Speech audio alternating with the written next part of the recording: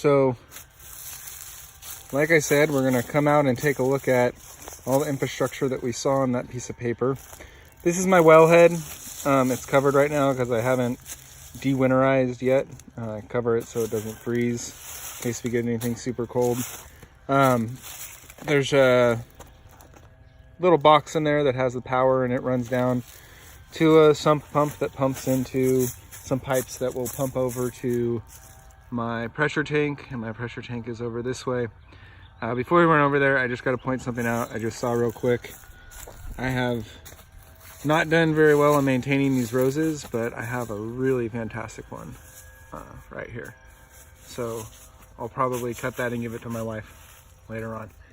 All right, Rhett, come on, let's go take a look at the pressure tank. So there's a water line that runs underground along here over to our pressure tank. And over where our pressure tank is also where our switch is. Sorry, we're gonna have to go grab Rhett. Come on, dude. This way. Let's go. All right. So this is kind of the side entrance to our house too. We're really fortunate. This house, a lot of what is here came as is. Come on, Rhett, you gotta keep going. And so this whole beautiful space over here with the olive trees, it's just been a great place for us and our family to kind of enjoy being outside, and we get out here as much as we possibly can.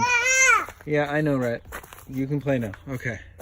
So this is, again, I haven't de-winterized yet, but this little contraption right here is the pressure switch. And you can see they wrote the pressures that they have it set at. So it's set to kick on at 40 PSI and set to kick off at 60. And it looks like this was installed in 2009. I'm probably going to have to change this soon. I had some issues with it as it started warming up this year. Might have just been some bugs in there, but I had to clean it out and it started working again. But at some point, probably going to have to change this pressure switch. You can see the black covered lines with the water line going into the pressure tank. This is our pressure tank. So this is what allows us to have on-demand water. And like we talked about earlier, that's not possible for all farmers. So there's infrastructure improvements that have to happen in order for everybody to be able to take advantage of some of the cool technologies that are going to come. So there's water line underground. That's a sprinkler kind of distribution place. I have two sprinkler controllers that control a lot of our landscaping. And then the water line runs all the way out here. Oh, do I gotta pick you up? Come on, big guy. All right. Yeah. Okay. All right. So we have a lot of greenery and foliage at our place, so it takes a lot of water. But fortunately, a lot of it is automated, and we're looking to continue to automate some more. I have most of the landscaping is now automated on sprinklers and controllers. So next is getting the garden and all the trees. So as we come back here, this is where our Venturi is. That main line, that 3/4 inch line comes into here and pops up.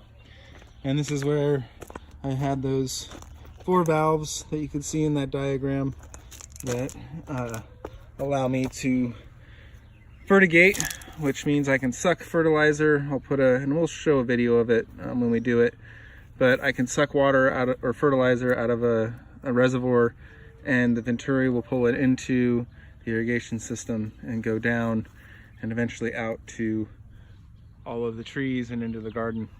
And it's pretty simple to do that. You just stop the main flow of water and you open these two up,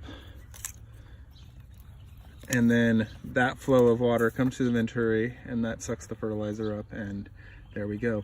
Really important to make sure that you shut this one off, because the last thing you want to be doing is pushing fertilizer back into your system. I'm probably going to put in a backflow control device this summer as one of my improvements as well. All right, we'll set that back up. All right, right, you're good.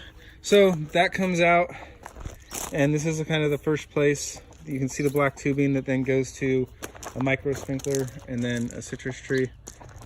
We come over, we go underground, and we have all these little risers that feed tubing that then feed to these, have hanging sprinklers. This was not here. I put this underground infrastructure in.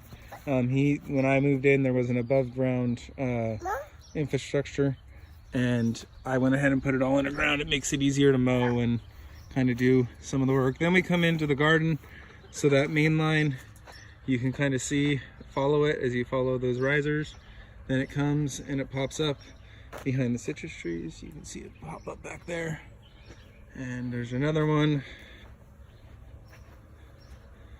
And another one.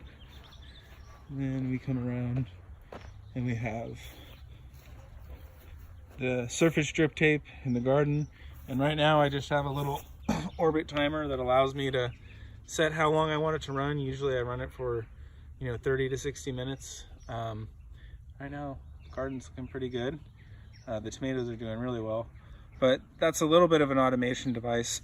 But what I really want to get is where I can have something there that's connected to the Wi-Fi that I have out here, and I can turn it on and off, or schedule this is when I want it to go on and off. So also have a riser over here going into the grapes, and then where I have my other cover crop back here that I still haven't mowed, just kind of trying to see what it looks like if you let it grow all the way out. So it's actually starting to flower.